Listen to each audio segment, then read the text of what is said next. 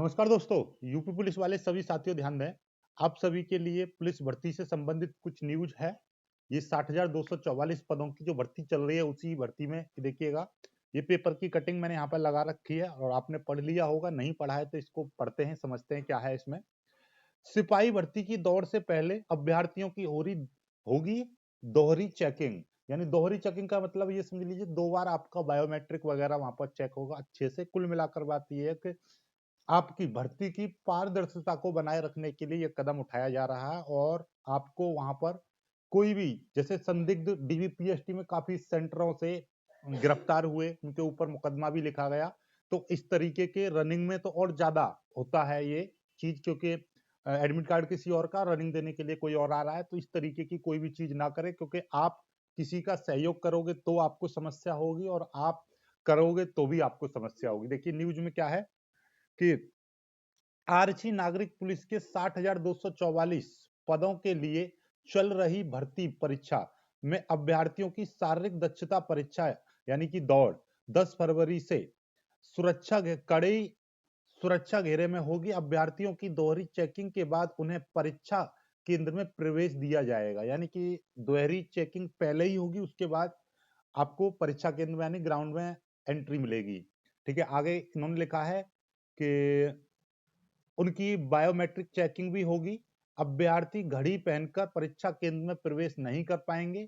12 PAC वाहनों में दौड़ के लिए कड़े सुरक्षा प्रबंध किए जाने के निर्देश दिए गए हैं। पुलिस भर्ती व प्रोन्नति बोर्ड ने पहले चरण में लगभग 1.2 लाख यानी 1,20,000 अभ्यर्थियों के प्रवेश पत्र जारी किए हैं।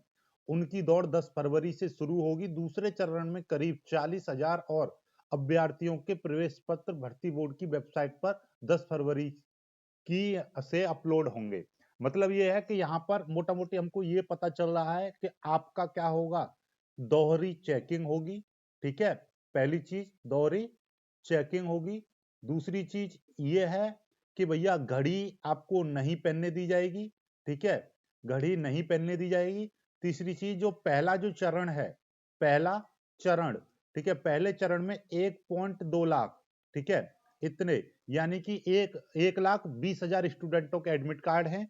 और जो दूसरा चरण होगा, ठीक है, दूसरा चरण जो होगा उसमें 40 लाख स्टूडेंट, ठीक है, 40 लाख के लगभग। तो ये लगभग एक एस्टिमेट है, तो आप 1 लाख के लगभग मान लीजिएगा, 50,000 दूसरे उसमें, ऐसे मान के चलिए मोटा मोटी आप इस तरीके से रहेगा। ठीक है, बाकी के इन्होंने क्या, भर्ती बोर्ड ने ये अलग अलग पीएसी वाहनियां हैं, इनमें दौड़ के लिए केंद्र बनाए हैं। बाकी कड़े सुरक्षा निर्देश दिए गए हैं और अभ्यर्थियों को परीक्षा केंद्र में अपने वैध मूल पहचान पत्र और एक आईडी कार्ड यानी कि मूल आधार कार्ड के साथ उपस्थित होना अनिवार्य है। ये है न्यूज।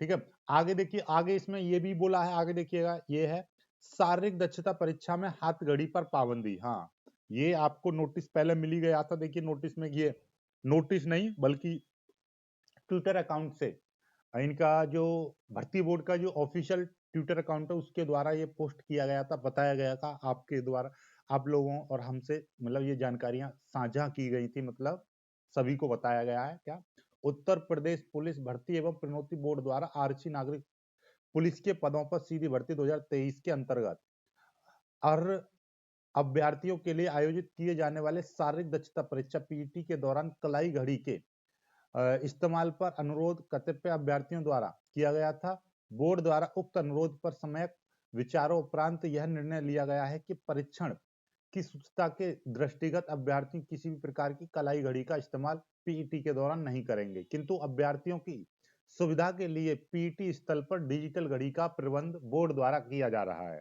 यानी कि आपकी जो घड़ी है, घड़ी पहनकर नहीं जा सकते हैं केंद्र पर, लेकिन एक डिजिटल घड़ी, देखिए डिजिटल घड़ी बोर्ड के द्वारा, यानी जहां पर भी जिस भी ग्राउंड में वहां पर आपकी दौड़ होगी वहां पर आपका डिजिटल घड़ी लगा दी जाएगी। जिस तरीके से आप क्रिकेट स्कोर वगैरह देखते हो उस तरीके का एक डिजिटल पैनल वहां पर लगा दिया जाएगा, उसमें आप घड़ी देख ले, टाइम देख सकते हैं। ठीक है, तो ये है आपका पूरा।